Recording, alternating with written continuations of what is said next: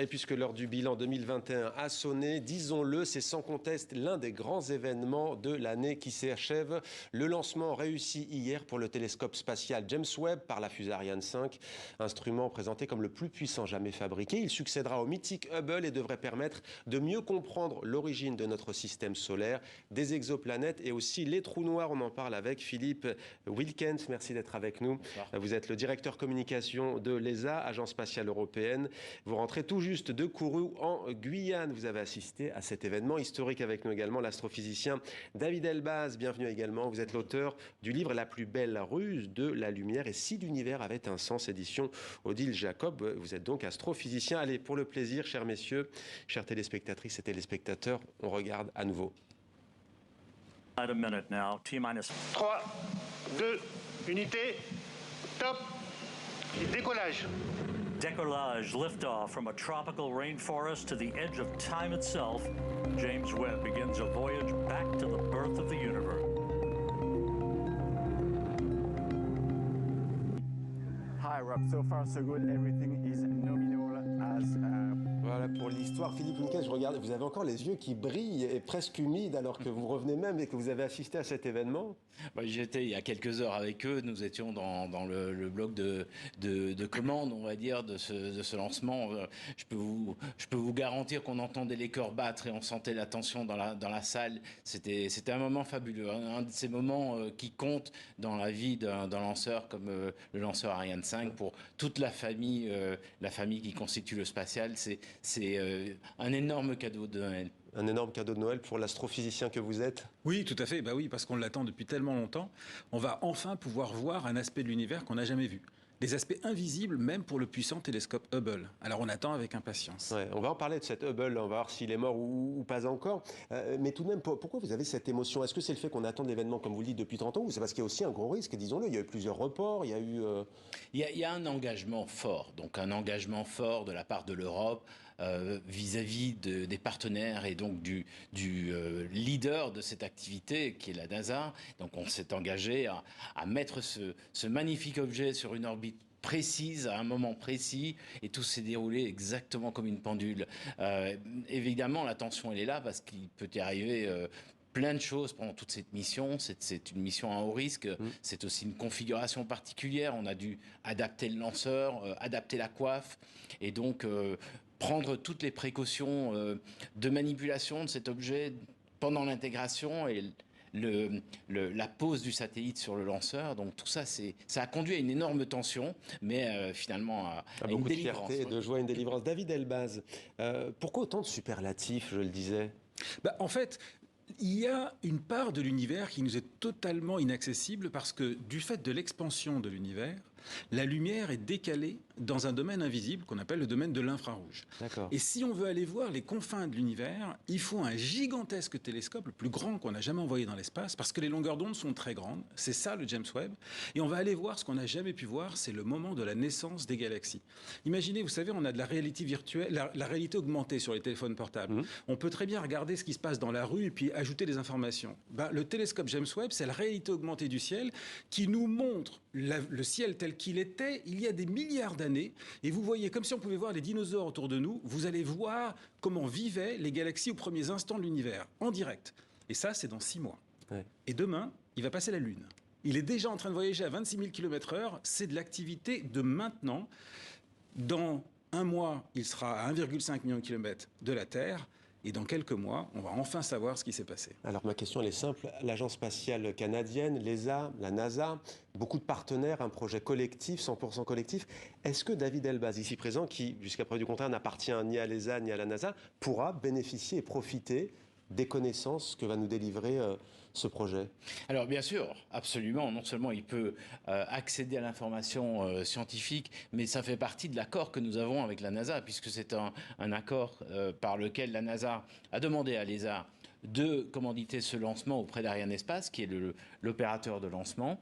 Et donc en contrepartie de ces échanges, on aura on a la possibilité d'y mettre des instruments, les deux instruments dont on parlera, qui sont les instruments scientifiques qui sont à bord du télescope, mais en plus de ça, une grosse partie de la science qui sera partagée avec l'ensemble de la communauté scientifique. Est-ce qu'on va pouvoir découvrir E.T., des extraterrestres? Alors déjà, il faut savoir que un des instruments a été construit, en partie, l'imageur a été construit sous la maîtrise d'œuvre du CEA, en lien avec le laboratoire, l'Observatoire de Paris, le laboratoire d'astronomie de Marseille, sous la maîtrise d'œuvre aussi du CNES.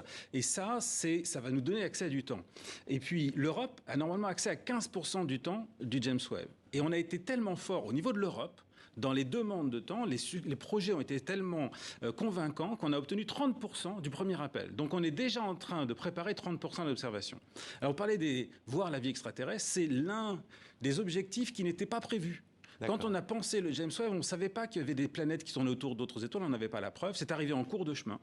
Et puis maintenant, on en connaît 5000, et maintenant on va explorer les atmosphères d'autres planètes à la recherche de l'eau, du méthane, de la phosphine, de l'ozone, qui sont des signatures possibles du début des premières phases de l'émergence de la vie sur d'autres planètes. Mais quel champ d'application? Parce que vous disiez les dinosaures, les voir tels qu'ils étaient, on comprend qu'on peut mesurer l'évolution, pourquoi ils ont disparu, comment vivaient-ils, les interactions. Qu'est-ce que ça peut apporter dans la science? Alors ce qui est intéressant dans la science, voyez-vous, c'est de tester les lois de la physique aux limites les plus extrêmes. Quand on regarde ce qui s'est passé il y a 13 milliards d'années dans l'univers, aux confins de l'univers, est-ce que les lois qui s'appliquent ici dans ce studio s'appliquent exactement de la même manière là-bas?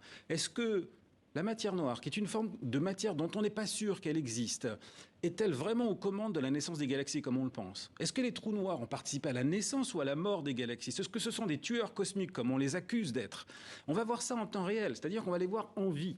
Et ça va être une véritable révolution avec... On voit déjà l'envie qui monte. Hein. Philippe Wilkens, coopération, on le disait, internationale. Un mot de l'ESA tout de même, pour vous, c'est une montée en puissance dans cette quête de l'espace global? C'est un point clé. C'est un point clé extrêmement important pour nous, Européens, et pour l'Agence spatiale européenne en particulier. C'est une preuve de fiabilité en tant que partenaire solide. Et ce que nous avons, on l'a déjà démontré avec notre participation sur la station spatiale. Notre astronaute allemand que vous voyez ici dans son effigie est là. Il est actuellement sur la station spatiale. Ça va continuer. On a eu Thomas Pesquet, on a Mathias Maurer et Samantha Cristoforetti. Donc on a cet accord qui nous amène de manière permanente à habiter l'orbite basse. On va commencer à préparer les voyages vers la Lune, puisqu'on commence le premier vol avec les Américains et on est sur un chemin critique, c'est-à-dire qu'on leur apporte une pièce fondamentale pour le voyage et la propulsion. Donc on va arriver sur la Lune d'ici le mois de mars, avril. Juste une question, parce que vous êtes directeur de communication, donc je ne prends pas de risque de vous piéger. Le projet est très beau, mais il n'y a que des Occidentaux, pas de Chinois, pas de Russes, pas d'Indiens, par exemple. Est-ce que ça veut dire que c'est une grande bataille qui s'annonce en matière de télescope? Ils sont là. Alors là, on parle on va dire de coopération sur les vols habités. Ils sont bien présents. Bien sûr. Ils ont leur station spatiale, en tout cas sur la partie. Mais là, est-ce que c'est sensible sur James Webb? En fait, ce qu'il faut savoir, c'est que depuis ce qui s'est passé en 1995, où l'image la plus profonde de l'univers qui avait été prise avec Hubble a été partagée avec la communauté scientifique mondiale, on a vu que quand on partageait avec tout le monde, le succès était au rendez-vous. Les premières images et les premières données du James Webb vont être accessibles à tous, quelle que soit la nationalité. C'est véritablement la démocratie la plus absolue. Qu'on soit chinois, japonais, européen, belge, français, italien, on aura tous accès à ces données. Donc ça, il faut le savoir, c'est les premières images qui vont arriver. Et même quelqu'un qui n'est pas scientifique pourrait les analyser dans son ordinateur portable. Donc c'est vraiment pas unique. Il y a des données qui ne seront pas publiques, mais tout le monde va pouvoir y accéder. On entame la dernière phase. Oui, on va dire d'ailleurs, contrairement à ce qu'on voit sur, on va dire, les vols habités, on a une coopération beaucoup plus large, beaucoup plus ouverte sur le plan. Mais c'est pour ça que je vous posais la question. Je me disais peut-être que là, c'est sensible, et même l'avenir nous le dira.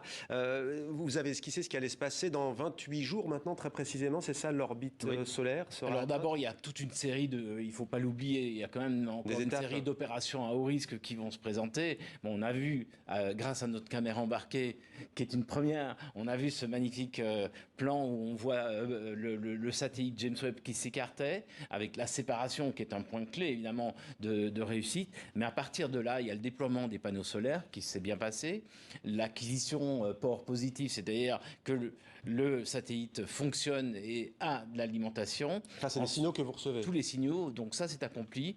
Maintenant, il va se passer le déploiement de ce satellite avec ces panneaux de protection solaire qui vont se déplier progressivement.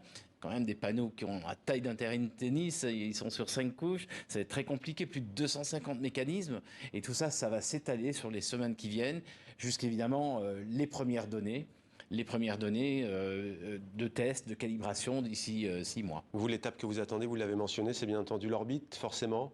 Alors, quand il sera arrivé à 1,5 million de kilomètres de la Terre... On parle d'ailleurs du point, je l'ai noté tout à l'heure. Le point de Lagrange. Ouais, c'est ça. Alors, pourquoi? Parce qu'en fait, il tourne autour du Soleil. Il est un peu plus loin que la Terre, mais l'attraction du Soleil est contrebalancée par la Terre, et ce qui fait qu'en fait, il tourne avec la Terre. Il est toujours à la même distance, et donc on va pouvoir le suivre en temps réel. Et alors, ce qui va se passer, c'est que dans un premier temps, on va tester si les miroirs ont une image fine. On va pouvoir bouger chacun des petits miroirs. Il y a 18 petits miroirs pour faire ce miroir total de 6,5 mètres de diamètre. Et on va calibrer les instruments. On va avoir les premières observations au bout de 5 mois, 5-6 mois, mais ça ne sera pas encore Est-ce que donné. vous risquez d'avoir des fausses images, je ne sais pas si on parle d'artefacts ou de... Non, mais ce n'est que ça, l'astronomie. Ce n'est que d'essayer de voir de l'information pertinente au milieu d'un bruit qui va dominer toujours, d'artefacts, etc. C'est toujours ça, l'astronomie. C'est pour ça qu'il arrive que des scientifiques publient des choses totalement fausses. Ouais. Par exemple, ça m'est arrivé de devoir dire à des collègues anglais qu'ils avaient confondu un proton avec une galaxie. Ah oui. Parce que le proton avait tapé la caméra, ils avaient cru qu'ils voyaient une galaxie. Donc en fait, les artefacts, c'est commun, c'est notre quotidien. Allez, dernier mot pour vous. Je voulais rajouter quand même un point de différence avec Hubble. On était à 500, un peu plus de 550 km d'altitude avec Hubble. Là, on est à 1,5 million de kilomètres de la Terre.